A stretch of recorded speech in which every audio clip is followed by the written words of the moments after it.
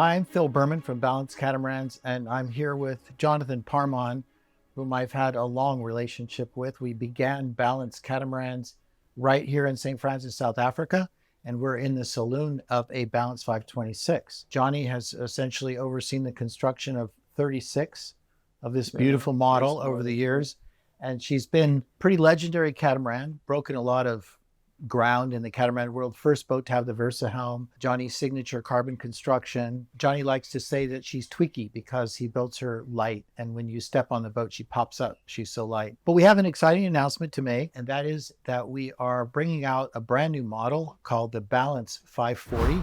And she will be replacing the 526. Johnny's already started the tooling for the boat. The hulls have been tooled up, working on the coach roof, the foredeck. It's a really exciting boat. You know, a lot of people say, well, why are you doing it and discontinuing the 526? What we've learned and seen is that the customer base that we have, many of them want this e-drive. They want the new hybrid e-drive. And it adds a little bit of weight to the back of the boat. And so it helps to have a bit more buoyancy aft when you're doing the e-drives. And a lot of our customers are torn between getting a 3-cabin and a 4-cabin boat. And the 540, because it's longer and wider, it enables an owner to have either a 3-cabin boat, a 4-cabin owner boat. Got 5 really different configurations for the boat. But the whole idea was to create a boat that was longer, leaner, faster, more modernized in every respect that we could make it, increased carbon content. And so she's just evolutionary in the sense that the salon is longer fore and aft, 2.5 feet. The cockpit still remains really large. The galley is now facing fore and aft like we did on the 580, which people really like because it's really wide open. And she's a cutter rig, meaning that she's got 3 headsails, because one of the philosophies that Johnny and I have had from the beginning is we want our boats to be most easily sailed high-performance cats on the market. Still has the Versa helm, which I will say Johnny and I and Anton really worked on to get right. Yeah. And that was really important. And it's something that, you know, really signature the brand. So Johnny, tell us a little bit how the hulls are different on this boat, on the 540, what changes you've made to the fabrication and to the tooling of the boat. Well, I think everything is the same as the 526, you know, the front core, the bits and pieces, but it's mainly about getting volume into the hulls. So we've widened the hulls, we've pushed the bow further forward, we've given the bow a more modern look, we've taken a little bit on the stern as well. And then to carry the e-drive, I think you really do need a little bit more volume in the back, seeing it being put into these boats. It's all the things that we've spoken about this boat. You know, this was our breakthrough. Don't think you're the king. There's always improvement. Somewhere down the line, no matter what you're doing, when you're building a car, a boat, or a house or whatever, you're thinking, how can I make it better? Yeah. And I think that's what we've done. We've increased the hulls, which then gives us more bridge deck clearance. We've lifted the bridge deck slightly up. About 3 inches. Yeah, so we've done that. A little bit of length gives us the opportunity to put more sail power up front and do the cutter rig. Because the boat is a little longer, the mast will be a little bit taller. So yeah, we've upped everything. Inside the vessel, saloon door, we've moved back about 500 mil or so. So you've got way more room inside. Fore and aft, Fore and aft inside the vessel. Everything we've done is to make it just a little bigger. And I think it makes a big difference. Millimeters in a boat is huge. Yeah. So what we've done on the lines of the 580, but a baby version. She looks very much like the 580. Yeah. She's a little smaller. Yeah. We've noticed that there are still couples that want to operate the boat, and for some of them, the 580 looks like a bigger beast. Yeah. It won't be any harder to sail the 540 than it will be to sail the 526. No. And in fact, in some instances, it may be a little easier because you can furl 3 different headsails quickly. On the width of the hull, we went, how many mil wider are we about? Well, that's about 100 mil. About 100 mil. Not 95 to be kind of exact, but about 100, just call it 100 right, mil. Yeah. And that's right through the carrying hull, right through the boat. And the biggest thing that did in some ways, though, was it made the aft cabins wide enough to actually become a king size bed Yeah. and a private cabin. And because the volume of this boat was added more, a lot of it in the middle of the boat, so to speak, means that we can have a owner's cabin aft on the starboard side with a private shower and toilet. So you can have an aft owner's suite in one hull, but the owner can also have, if they'd like, a forward athwartship berth that's private with its own head. So the owner can still have an owner's suite, but in that same hull, you can have another bedroom and still have the cabinetry. So the 540, it's a better 4-cabin boat for those that want a 4-cabin boat. Yeah, very much so. I mean, catamarans are really fantastic. You come upstairs, you've got a good 360 view. It's nice and interact, and it's fun. But sometimes you want to go down into your cabin, and those 2 cabins are nice and private, and you can sit down there and chill out. And 100%, And it just makes sense. It really gives you that. That's my cabin, And if an owner wants, they can have an aft starboard cabin and bedroom, and then forward, instead of having the additional cabin, they can turn that space into more storage and then have an office desk on the side. So it can remain a 3-cabin boat if people want it to be a 3-cabin boat. We actually have 5 different really neat layout options for this boat. Can also do the boat with a really nice aft office on the port side that converts into a queen bed. You've upped the carbon content on the boat. As the 526, it's an all epoxy construction. You've only built epoxy boats. It's always epoxy all the way through. Yeah. And now you've got carbon in all the high load structures, but you've also got carbon dagger boards, carbon dagger board trunks, carbon rudders. What else? The cabin soles. Yeah, I think in the layup there's a couple of combos that we can do. There'll be e-glass carbon reinforced like we've always done. Yeah. And then there'll be the option to go more with the roof and other bits and pieces in carbon, trying to just reduce the weight. We like to leave the hulls e-glass. It's much quieter. A carbon hull is quite noisy. That's not what you want to do. So the carbon content is to try and make it even lighter. I mean, the 526s have proven to be so fast, winning the Cape to Rio race. And then just recently, our boat Catalyst was in the Arc Rally from Bermuda to the Azores. And, I pulled it up on PredictWind, and it only took him 8 days. And he was so far ahead of all the other catamarans. It was crazy. So it's in almost every rally that the Balances enter into, they're the first to finish. And yet they're not racing boats. We don't call them racing boats. No, they're fast cruising boats, and they're actually comfortable. You feel very safe on them. They're not going to do something funny. They will look after you. And I've heard that from a lot of the owners, that we were out of control, but the boat was looking after us. So that was really nice to know that she's a really good seaworthy boat. Coming from a surfing background. A lot of that's been put into the hull, into the thought of the boat, being a Hobie Cat sailor for many years as well. So all that is in here. You're a Hobie, we're Hobie Cat sailors. And that's we really sailed on the only catamaran that could flip in all 4 directions. That's where we come from. It's not like we just started building boats. We have a sailing background, even though my one is definitely more surfing, but behind the scenes, I was sailing a lot. It is now a cutter rig. We've also redesigned the forebeam and the longeron of the boat, and now they come standard in all carbon. That's right, yeah. And you've got the forebeam, and the longeron rides over the top of the forebeam, and the Pelican Striker is much shorter now because there's stays that are attached to the longeron. The trampoline goes all the way out to the front of the longeron and comes across and over the forebeam.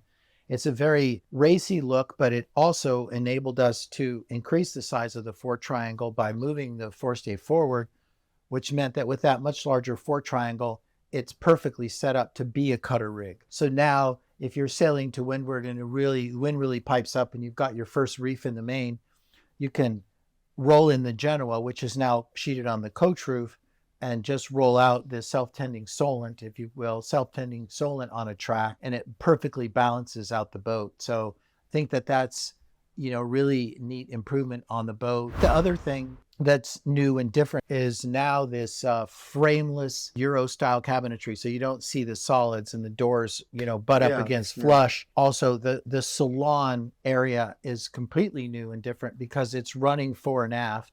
And we've made the couch area, like where we're sitting here now we call this the settee. You see how the seats are a bit more vertical here. So in the newer models, we're making the seats a little less vertical and a little bit more loungy. The couch is a little closer to the ground. And so when you're in it, it's a little bit more like being in a living room, because what we found is that people tend to eat outside most of the time. And then when they're inside, they're reading. Well, I'm in my favorite spot on the boats, basically. So I'm on this leg, and you just sit here and read and lounge and laptop and that sort of thing. So the idea was to make it just a bit more loungy. And I think we did a really good job with that. We had an Italian design firm design the couches. It came out really, really well. And the other thing that we did is, people are always talking about ventilation in catamarans. How much ventilation can I get? How much ventilation can I get? And Johnny and I always worry about these big windows that open up all the way at the bottom, being sailors, knowing that if they're not fully dogged down, or you're taking a big greenie over the front of the boat, the danger of water flushing in and hitting your electronics is pretty high. So the way we've gotten around that on these boats is we've removed the central mullion in the salon, and now we went to Goyo and got these really large, thin framed ports that are at the top. And now all three windows have them. And in addition to that, here you see a smaller, well, in this boat, there's a small overhead hatch. Now there's a really large overhead hatch that's up there. That's up, and that will open up at anchor, and it'll just blast air through the middle of the boat and out into the aft cockpit and the salon when people are in the galley. That's a big improvement in the ventilation in the salon. And then also on the new 540, as we've done on the 502, where the bedrooms are on the deck, you have opening lockers that are about this size, and you open those up, and those lockers are self-draining, and you can store a lot of stuff in them, but there's also a window on the inside of it, so that when the hatch is open and that window is open, it's flushing air right into the middle of the bedroom. So that is going to be like a really, like, forced air cooling. Crazy. It's going to be crazy nice airflow in those. You get these debates with people about aft cabins and fore cabins and where to sleep and that sort of thing. I think the cool thing about this boat, if you're an owner, is that if you keep the forward cabin on your owner's side, the forward cabins are really nice at anchor because of all the airflow that you get. In the aft cabins, typically you don't get as much airflow, and you need to run more aircon because the camber of the deck, you have the deck hatch, but you can't flush air into the aft cabins naturally in the same way you can in the forward cabins. So this boat will have the capacity for people to jump cabins if they want, depending upon where they are. I guess the other thing is the profile of the boat is modernized. So the bow has a little bit more rake, and the window lines now have this really nice sheer with an inset. Yeah. But the boat still looks distinctively balanced. We're not trying to make other balance owners feel badly about their boats, because when you see the 540 at anchor next to a 482 or a 526, you go, that's a balance. Yeah, you'll know that it's a balanced catamaran. It's just the new model, sleekened and brought up a bit. Another one of the innovations on the 540 is it's a twist on the Versa stern. So, for me, it was super important to find a way to not to have to pull washboards in and out. So on the 464 and the 502, there's a door that goes up and down over the engine room. Because of the size of the 540 and the gap between the spaces, it made more sense to have a sliding door that comes across. You've been working on that, and the first drawings came in, and what do you think? Well, that's always been an issue with washboards. What do you do with them? Where do you put them? Pull them out, they lie them down, they blow off or whatever. It was clink, clank. One's always thinking, and I thought, well, why don't we just make a sliding gate? But it's got to be simple. They first came up with like usable roller bearings. I said, no, nothing that can get sand in it. Just a nylon track. You just slide it along, and the idea was then to slide it into the aft beam. Right, slide it into the aft Yeah, beam. aft Make a beam. cavity So, in the aft so beam. the drawing's working. It's sliding back inside, and it's just up to us now to put it into practice. And it's got a slide, probably lock, little Yeah, locking. lock on the end, yeah. And then when it slides back inside there, you need Yeah. to lock it as well, because if you rock and roll, you don't want to think Yeah. I'm charging out there. And how nice is that? I mean, I think it's with the up and down one or this, it's so cool to be able to just close it off. Close it You've off. got an animal on the boat, you got kids on the boat, close it off. You've got following seas, Close it off. close it off. You need to dock the boat, open it up. Open up and jump off. You need an anchor, leave it open.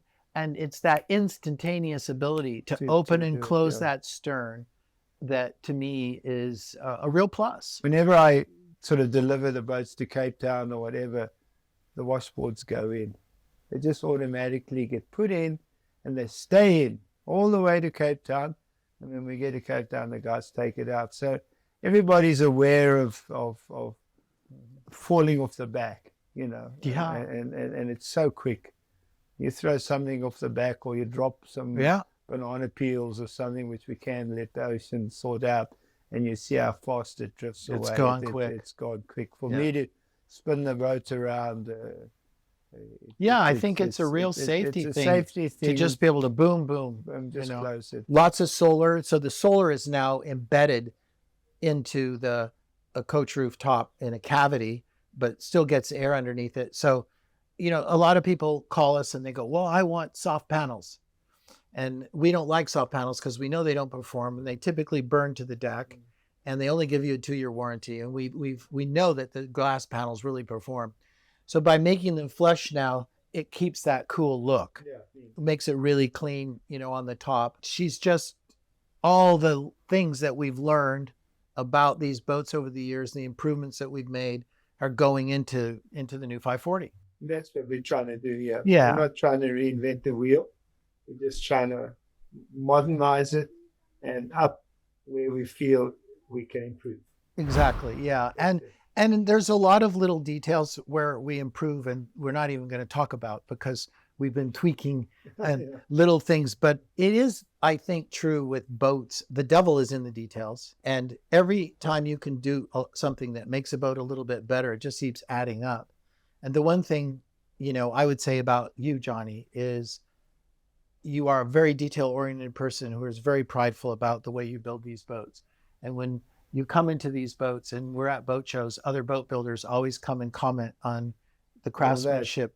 They always comment on your craftsmanship. Well, I think it's hard work. I mean, it's a lot of sanding, a lot of stuff. Yeah, coming from a surfboard and windsurfer background building, you know, in the manufacture, that's what you learn. So you just take that with you and try to put it into the vessel. And it's just the way we are, you know. My Uncle John built surfboards and stuff, and I think it just rubs off. He was a craftsman of extraordinary, and you learn from him, you know.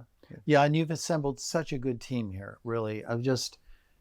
And the camaraderie but everybody works hard, you know. And I think about it. So we sort of got started on the 526 in 2013, and then the first boat was 2015. Think about all the ocean crossings now, you know, and following all of our boats on Predict Wind. And I saw 526 just left New Zealand and arrived in Fiji. Yeah. You know, these boats are just sailing everywhere. I know it was really touching for you when one of the first ones you ever built circumnavigated and came right back here to St. Francis. Yeah, it was. And they asked you to come out and bring the boat in. Bring it in, yeah. That was quite hard to know. And it was our first boat, you know. It had gone around. Once again, it was the leader of the fleet. Yeah, every day I normally at work, sometimes during the day I go on to marine traffic and go and see where they are. I mean, right now, Nori's in Fiji as we sit. Nala's on its way to Vanuatu. So hi, guys. If you're listening and watching, I'm watching you.